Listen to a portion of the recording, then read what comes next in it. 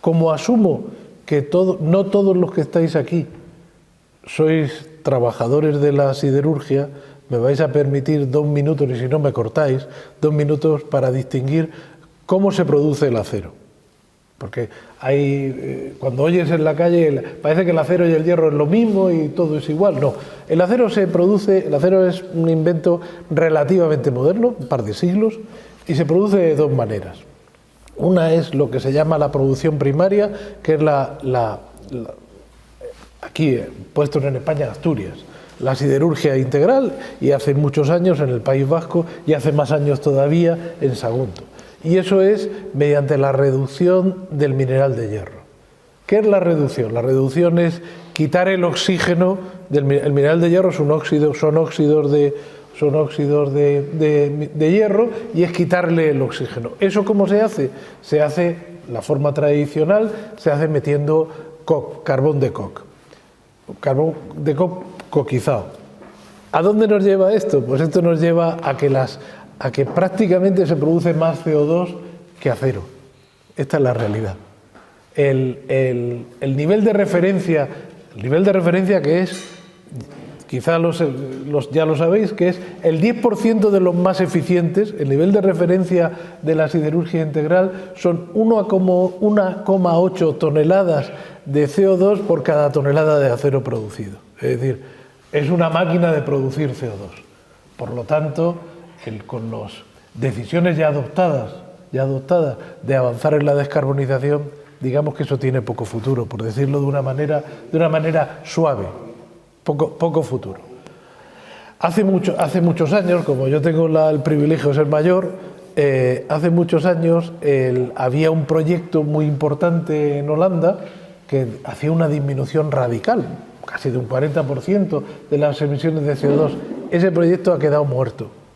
La realidad, lo siguen manteniendo, ya sabéis que es muy difícil reconocer un fracaso. Ha quedado muerto porque el objetivo ahora es la plena descarbonización. Luego tienes que avanzar a la plena descarbonización, luego diré cómo se avanza. Y la otra forma de producir acero, que es la mayoritaria en España, España casi el 80%, depende de los años, ¿no? Pero entre el 70 y el 80%, es mediante el reciclaje de la chatarra y con otros añadidos, mediante hornos eléctricos de arco. Un horno eléctrico de arco, dicho así en sencillo, vamos, los que trabajamos en esto lo sofisticamos mucho, pero esto es conceptualmente bastante sencillo. Es un pote donde tú pones unos electrodos, salta el arco eléctrico en los electrodos, y en ese pote que has puesto la chatarra, se funde la chatarra. Eso genera un acero que luego se afina, se mejora. Hay algunos colegas que están aquí que vienen de la parte, si queréis, más boutique de ese acero, que es la parte de aceros especiales, que luego tiene que tener una función de afino, pero básicamente es eso. Luego ese acero que se cuela, se produce o palanquillas, o en el caso del País Vasco solamente hay una instalación en España, se producen slabs y luego eso se lamina. Entonces, este sistema no está buscado así, pero este sistema tiene muchas menos emisiones directas. Cuando digo muchas menos emisiones directas, es que más o menos de emisiones directas tiene 200 kilos por cada tonelada de acero. 200 kilos por cada... O sea, es otro mundo. No se hizo por eso. Cuando empezaron las acerías eléctricas, debían ser en los años 50, más o menos, en las acerías eléctricas ni se pensaba en el CO2, se hacían así. Luego tiene el problema de las emisiones indirectas, y las emisiones indirectas son las que llevan las cosas que echas en el pote o la electricidad que llevas. En España, ya sabéis que las compañías eléctricas son expertas en vendernos solo energía renovable, parece que no hay otra. Pero si te vas al mix que publica todos los días Red Eléctrica, pues sabes que un 20% es nuclear, un 30 o un 40% es puede ser de renovables, hay un porcentaje de gas natural y antes había carbón. Por cierto, hablando del carbón, para que quede constancia, en la última propuesta de la Comisión Europea del carbón y la nuclear, en la última propuesta de la Comisión Europea, que es de la semana pasada, el 18 de mayo, se abre la puerta, yo creo que es una dosis de realismo, ante el problema de Rusia y Ucrania, se abre la puerta a mantener abiertas las centrales nucleares, alargar su vida útil, para entendernos, con las garantías suficientes, y a mantener abiertas las centrales de carbón. Pero esto, que en España, por motivos, perdón que lo diga así, por motivos ideológicos, más que por motivos técnicos o económicos, se han tomado decisiones, yo tengo que respetar, como todos, las decisiones que toma el Parlamento, pero en España los alemanes abrieron una central de carbón en el año 2021. No la abrieron el siglo pasado, el 2021 en Dortmund. Entonces es muy bonito ser hippie, si me permitís la expresión, y ser muy ecologista cuando uno importa energía nuclear de Francia y cuando al mismo tiempo mantiene el carbón. Entonces, es algo que yo me gustaría que los españoles nos lo volviéramos a pensar. Bueno, con esos dos sistemas de producir acero, ¿cómo se puede abordar la descarbonización? Voy a empezar por el sencillo. Las emisiones en la siderurgia no integral, la siderurgia eléctrica, son reducidas. Teóricamente sería fácil cambiarlas, porque se pone un poquito de carbón en ese pote, pero es muy bajo, no llega ni a 50 kilos por tonelada. Eso no es un problema que se puede compensar y se puede arreglar. ¿Dónde está el problema? En las laminaciones. Como sabéis los que venís de la siderurgia, una vez que tienes el semiproducto, lo metes en un horno, lo calientas y a partir de ahí, cuando ya adquiere características plásticas, lo pasas. Es una barbaridad. Si se lo contáis a vuestros hijos, no se cayó porque es una barbaridad. Lo pasas por unos rodillos, lo aplastas, le das forma y luego lo dejas. Pero esa es la realidad. Así es como se produce el acero, que luego se convierte en vigas, en perfiles, en barras que llevan todos vuestros coches, o en la parte más sofisticada que ninguno vemos, en el alambre que llevan los neumáticos de los coches. Así es como se produce y eso es relativamente fácil. ¿Cuál es la solución? Las dos soluciones tecnológicas. Primero, hoy no hay ninguna. Vamos a empezar por ahí. No hay ninguna en funcionamiento. No hay ninguna. ¿Cuáles son las dos soluciones tecnológicas que se ven? Una es difícil de plantear, pero bueno, voy a decir teóricamente. Teóricamente son hornos de inducción. Lo mismo que hemos sustituido las placas vitrocerámicas por placas de inducción, hornos de inducción. Hay dudas de que eso teóricamente puede hacer, pero hornos de inducción tan grandes, y con esas temperaturas tan elevadas que tienen que llegar entre 800 y 1300 grados, son difíciles. Y la más obvia, por otro lado, es la del hidrógeno. El hidrógeno, que la idea inicial que se mantiene es lo que se llama la mezcla, mezclar hidrógeno y gas natural. Los hornos de laminación antes eran, cuando yo empecé, eran de fuel oil. Luego se pasaron a gas natural y ahora hay que eliminar el gas natural en un proceso acompasado, ¿no? Y sustituirlos por hidrógeno. Eso tiene algún problema técnico, que posiblemente haya que modificar los hornos, porque el hidrógeno no se comporta igual que el gas. Cuando fuera hidrógeno puro, no la mezcla, ¿no? Enagás dice que se puede hacer una mezcla de hasta un 10%, entre un 10 y un 15% de hidrógeno en la misma tubería del gas natural. Si tenéis a alguien de Enagás, se lo preguntáis. Yo tengo dudas que eso se puede hacer para la industria, estoy seguro. Tengo dudas que los calentadores y las calderas domésticas puedan aguantar eso. Pero bueno, vamos a suponer y eso. Pero eso sigue teniendo el problema que tienes que quitarlo. Si pasas a hidrógeno 100%, el problema que tienes técnico es que tendrás que hacer modificaciones en el horno. Las inversiones al final es lo más fácil de hacer. Una vez que tienes la tecnología, no es el mayor problema. Pero ahora tiene los dos problemas más gordos que tiene, como dice un amigo mío, todo se reduce a dos preguntas en la vida. ¿Esto cuánto cuesta y esto quién lo paga? Esas dos preguntas. Entonces, primer tema, hidrógeno, disponibilidad del hidrógeno, verde, no hay, punto. Vamos a dejarnos de soñar. Hay muchas plantas y muchas ideas, porque todos tenemos ideas. Y ya sabéis que cuando la mente humana se pone a trabajar, pues tienes 100 y saldrán 20 o saldrán 15, pero se está trabajando y está trabajando todo el mundo, porque el reto es importante y las decisiones ya están tomadas, hay que hacerlo.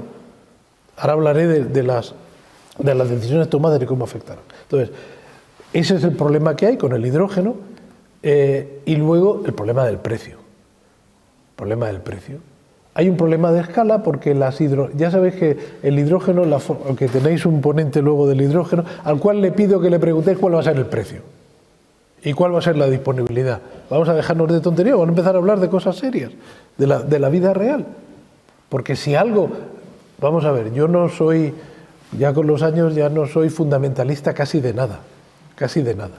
Entonces, si no se alcanza el objetivo en el año 30 y se alcanza en el 32, no pasa nada, siempre que tengas una rampa de mejora continua. Esa es la opinión de Andrés Barceló, no es, porque evidentemente todos trabajamos para llegar al año 30 y para llegar al año 50, pero no nos engañemos, la realidad es más tozuda de lo que pensamos. También todo el mundo pensaba, incluido yo, hace 2 años, que hoy tendríamos de los fondos europeos invertidos, ¿verdad?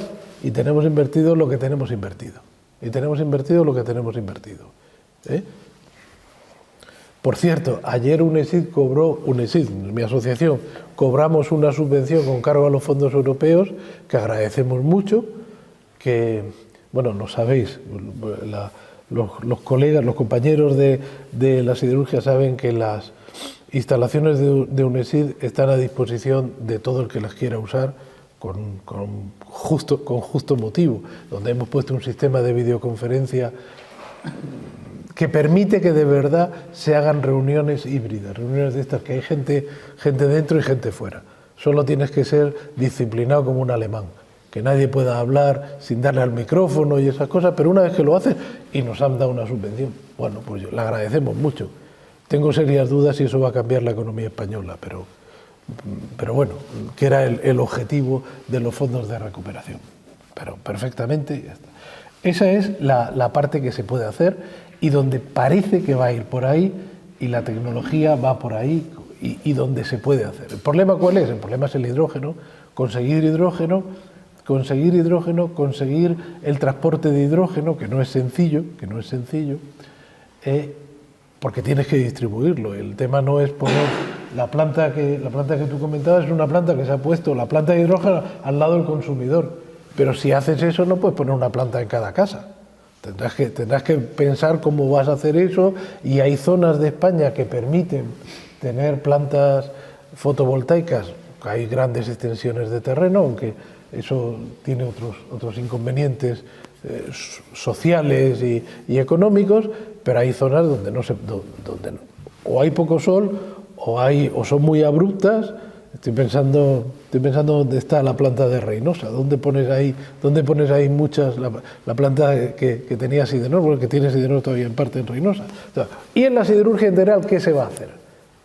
Ya lo he dicho, la idea generalizada, y esta es una mala noticia, para el empleo a corto plazo, no nos engañemos, la idea generalizada es que ya no se va a construir en Europa un horno alto en el futuro. Un horno alto, ¿sabéis lo que es? Bueno, el que no lo sepa, 15 segundos. Es dos conos uno encima de otro, tiene que tener mínimo 23 metros de altura, y ahí echas el mineral de hierro, echas el coc, otros fundentes, y mientras va cayendo, mientras se echa de arriba, por eso se llaman hornos altos, mientras cae de arriba a abajo, se producen un conjunto de reacciones químicas que hacen que salga no acero, sino arrabio, que es un previo al acero, y escoria. Escoria sale casi unos 200 kilos por cada tonelada. O sea, salen las dos cosas. La escoria es como una lava, es una lava de diseño. Si hay alguno que está de Asturias sabe mucho más, sabe infinitamente más que yo, porque yo en Asturias solo trabajé en las laminaciones, que yo de eso. Pero bueno, entonces eso es. Yo creo que ya no va a haber ninguno más, y lo cree casi todo el mundo. Y la idea que se avanza, o la idea más extendida ahora, es desarrollar hornos eléctricos alimentados por prerreducido. Lo que se llama en la jerga en inglés DRI.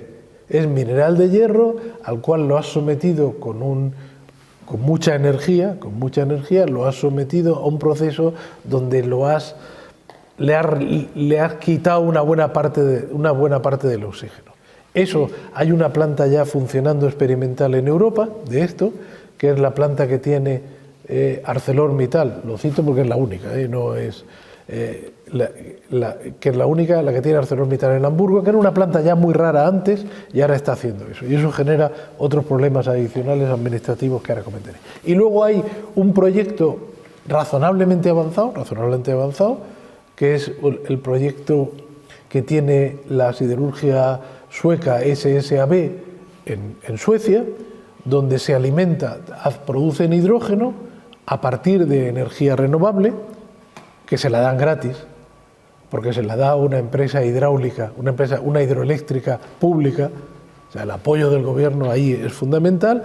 Producen hidrógeno y con ese hidrógeno producen acero. Eso sería acero verde. Entonces, para que huyamos de la agitación y propaganda, que en estas cosas se da mucho, ya sabéis que ahora es imposible ir a cualquier sitio que no te diga que es verde. Todos somos más verdes que los pistachos. Aunque la sociedad sea igual, todos somos más verdes que los pistachos. El plan de la planta siderúrgica sueca, que es el más avanzado, que yo conozco, ese plan prevé estar en el mercado, plenamente en el mercado, en el año 2045. Tan comercialmente, es decir, que no necesite ayudas, porque en esto hay un problema de inversiones, y hay un problema de costes operativos. Todo el mundo, cuando digo todo el mundo, estoy hablando en general, no tiene problemas mentales o estructurales a que haya una ayuda a la inversión, siempre que sea productiva, siempre que genere empleo y genere riqueza. Todo el mundo piensa eso, porque además las subvenciones, por la contabilidad, por lo menos en España, yo creo que es en toda Europa, las subvenciones se amortizan. Cuando se amortizan me refiero a que tú las tienes que declarar como ingresos cada año. Si a ti te dan 100 millones de euros para hacer un horno, o para cambiar un horno, o para hacer una gran inversión industrial, esos 100 millones te van a durar 10 años, ese horno es la vida útil, tienes que declarar 10 millones cada año como ingresos, con lo cual el Estado recupera una parte por la vía del impuesto de sociedades. O sea, nadie tiene problemas de eso. En cambio, las subvenciones, lo que llamamos las subvenciones a la explotación, lo que llamamos que te pagan todo, que si aquí te cuesta producir estos 4, te dan 1 para que lo puedas vender por 3, esas son más complicadas de aceptar intelectualmente y socialmente, no nos engañemos. Pues te están dando... ya sabéis que en Europa hay una fábrica de construir palabras y conceptos. No se habla de localización, sino de fuga de carbono. Y no se habla de subvenciones a la explotación, por deciros eso, que lo escucharéis en algún caso, sino de contratos por diferencia. Eso queda monísimo. Contratos por diferencia. No, contratos por diferencia es que te pago porque a ti te cuesta producir eso con la tecnología que te he obligado o que has elegido, te va a costar 5, pero el mercado no te va a reconocer más que 4, luego te pago ese euro más. Ese es el concepto de contratos por diferencia. Eso vale durante un proceso corto, porque también le puedes ayudar. Oiga, usted ha hecho la inversión, ha hecho el cambio tecnológico, mantiene la actividad y el empleo. Pues yo le doy una parte de ayuda, pero esto tiene que tener un fin, porque si no se convierte no nos engañemos, se convierte en la PAC. Y los que trabajamos en la industria, lo que no queremos es eso, lo que queremos es que con el esfuerzo de todos los que están y el trabajo de todos los que están, las empresas salgan adelante. En el CESE hay un brillante sindicalista que preside la comisión, y ecologista, a lo mejor no es tan brillante, es un alemán que preside la comisión de temas de ecología y agricultura, que tiene ya sabéis, el sistema alemán de presencia en los consejos de administración, está en el consejo de supervisión de Nestlé, y él siempre dice que sin empresas no hay empleo. Y tiene toda la razón. Si no tienes empresas, si las empresas no generan actividad, no tienes empleo, tienes otro tipo de cosas, y a todos nos interesa que haya empresas, que a las empresas les vayan bien, y para que así le vaya bien a todo el mundo, a todos los que trabajamos para las empresas. Entonces, esos son los proyectos que hay en marcha. ¿Cuál es el grado de madurez? Bajo. Aquí nos encontramos por primera vez con que las decisiones políticas y sociales que se han adoptado van por delante de la tecnología. Que se hará, si esto se hará, pero esto no es Google, ni es un videoclub. Hay que tener en cuenta que cuando se hacen inversiones, los que estáis en la siderurgia ya sabéis que son procesos muy largos. Tú cometes matrimonio, vamos a decir así, cuando haces una inversión y tienes que amortizarlo en 10 o 15 años como mínimo, no son cositas de prueba y error. Entonces, eso es un problema que tiene las dos patas de la siderurgia eléctrica. Cuando el gobierno de Aznar en el año 96-97 privatizó la Inespal y se lo dio a Alcoa, firmó un contrato. El contrato de privatización incluía un precio de la electricidad garantizado durante N años. El problema vinieron cuando N ya pasó. Eso es cuando vinieron los problemas, y son los problemas que ha tenido Alcoa y las distintas instalaciones de Alcoa. Pero se parece mucho. Hay otros que lo tienen muy chungo, como es el cemento. Porque el cemento es consustancial. O sea, tú puedes producir acero sin utilizar coque. Lo puedes hacer. Ya se hace. Ya se hace en la siderurgia de horno eléctrico y se hará en la antigua siderurgia integral. Se hará en una parte de otra manera, pero se hará. Pero para producir clinker no hay más narices, porque las reacciones químicas son lo que son. Son lo que son y lo tienes ahí. Entonces, la única salida que tiene el cemento, aparte de hacer su propaganda como hacemos todos, la única salida que tiene el cemento es la captura y almacenamiento. Pero esto es igual, la captura y almacenamiento es un vertedero, en fino. Tú coges el CO2 que has producido y lo inyectas en una fosa y lo metes en un vertedero. Porque la industria química, alguna industria química, puede utilizar el CO2 y lo va a hacer, y lo están pensando, y la petroquímica. Pero ojo, para utilizar el CO2 es, junto con el agua, dos de las moléculas más estables de la naturaleza. Tienes que meter un porrón de energía. Si la energía no es gratis, cuando metes energía te encuentras con el drama de que o haces un producto de mucho valor añadido, hablando en plata, que puedas vender muy caro, o si no, para hacer cloro no salen las cuentas. Para hacer cloro para las piscinas y para eso no salen las cuentas. O sea, ese es un problema que tiene los fertilizantes. Aprovechando, los fertilizantes tienen la solución obvia. Los fertilizantes, el gas no es un combustible, como es en el acero, como es, por ejemplo, en la cerámica, es materia prima. Y lo que tiene que hacer es sustituir el gas por otra molécula. Y la idea de todo el mundo es sustituir el gas por el hidrógeno.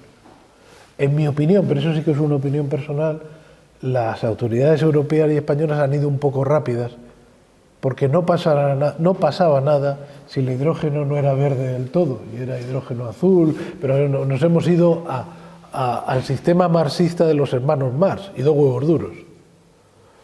Aquí no se acepta otra cosa. Bueno, vale, se hará, y estoy convencido que se hará, pero eso lleva su tiempo y lleva su proceso. Y yo soy de los que piensan que el año 2030 en materia industrial, en gran industria electrointensiva, es mañana. El año 2030 es mañana. Es muy fácil cambiar una línea de producción de electrodomésticos. Si me apuráis, una línea de coches. Eso es bastante fácil. Pero cambiar, hacer inversiones, los que trabajáis en industrias electrointensivas, donde son inversiones de muy largo recorrido, que el periodo de hacer la inversión ya es rápido. De hecho, uno de los problemas que hay ahora con los nuevos aires de transparencia es cuando le piden a las empresas que se desnuden a futuro. Primero, esto hablando en español de Cartagena, es hacer el panoli. Si tú le dices a una empresa que tiene que poner en su página web, cuáles son sus planes de inversiones de los próximos 5 años, lo que le estás diciendo a los competidores, oiga, solo tiene usted que contratar un tío que entienda español para leerlo y saberlo. Y sus competidores internos también van a saber que si va a hacer una inversión de un revamping de una instalación, va a estar 2 meses parado. Y esto depende, todavía no ha salido, ¿no? Todavía no ha salido el detalle. Pero si te piden que lo detalles, pues oye, hay que tener un poco... La transparencia presente y pasada es perfecta. Primero porque ya está y todo el mundo tiene... La transparencia de los planes es como pedirle a un sindicato de cara a una negociación laboral, que es la que hacen los sindicatos, que haga pública no su plataforma, que eso claro que es lo que se hace público, sino su estrategia negociadora. Yo no conozco a nadie que se siente en una negociación y que su estrategia negociadora sea su plataforma. Eso es un panoli. Eso no lo hace nadie. Tú pides más porque ya sabes que luego llegarás, o pides cosas que sabes que vas a dejar por el camino, por decir algo en lo que nos sentimos todos cómodos, que lo hacemos todos los días. Lo hacemos cuando negociamos, los que tenéis todavía hijos jóvenes, los que negociamos con los hijos si van a salir o no van a salir o van a estar, eso lo hacemos todos los días y lo hacen ellos. Papá, te lo dije, no te acuerdas, pero te lo dije. Bueno, eso es algo que hacemos todos y que no tenemos por qué publicitar, porque si no es un problema. Entonces, bueno, con esto yo creo que os he cumplido, me pongo a vuestra disposición, os pasaré, tenemos el dictamen ese que estamos haciendo, donde hay, ojo, yo soy el ponente, pero la coponente es una colega vuestra eslovaca, y hay por lo menos 2 personas más, hay 3, pero dos que conozco bien y 2 de origen sindical. Uno es un alemán del antiguo que es de un instituto de investigación alemana de los sindicatos, de IG Metall, y estuvo en el Consejo de Supervisión de ThyssenKrupp, y el otro es uno que se ha jubilado recientemente de Industrial. Entonces yo os pasaré, cuando tenemos la discusión, la tenemos ahora en junio, cuando tengamos ya el documento casi definitivo, porque no me parece elegante difundirlo antes de, como siempre, tengo que decir que estamos alineados y razonablemente alineados, pero bueno, siempre hay matices. Cuando lo tengamos casi, no hace falta llegar al final a la aprobación, yo lo pongo a vuestra disposición por si os puede valer de algo, porque cubrimos las industrias ETS, no solo la siderurgia, no solo eso, sino las industrias ETS, e intentando conciliar las aportaciones de todo. Y me vais a permitir una última cosa que te la he dicho antes. Por Dios, los sindicalistas, aprended inglés. Aprended inglés. Dejaros de hacer el imbécil, perdón que sea así, dejaros de hacer el imbécil y aprender inglés, porque, aunque no lo creáis, todo se decide en Bruselas, todo. Y no confiéis de los intérpretes. No todas las reuniones son con intérpretes y yo todavía no he ido a un café con intérpretes. No sois Felipe González ni sois gente así, que donde el intérprete lo llevan hasta el baño. No. Entonces, por favor, aprended inglés. No puede ser que la postura sindical la haga solamente IG Metall. No, que son los que la hacen. Es verdad que son los más grandes, que son los más, pero son los que están. Y no lo hacen en alemán, ¿eh? Os lo digo de verdad, esto os lo digo de corazón. No tirar para adelante. Tenéis en el cese de comisiones, tenéis 3 representantes,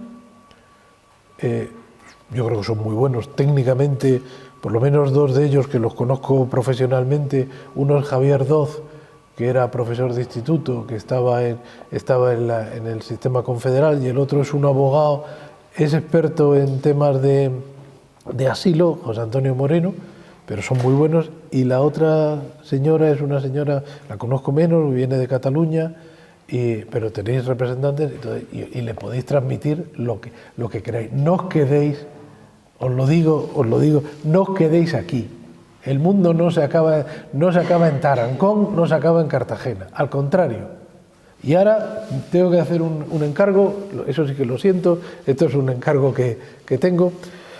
Los directivos de las empresas siderúrgicas van a mandar una carta esta semana, el viernes, a la Comisión y al Consejo, donde, en relación con la revisión del comercio de emisiones y del mecanismo de ajuste en frontera, ese del llamado CBAM, ¿no?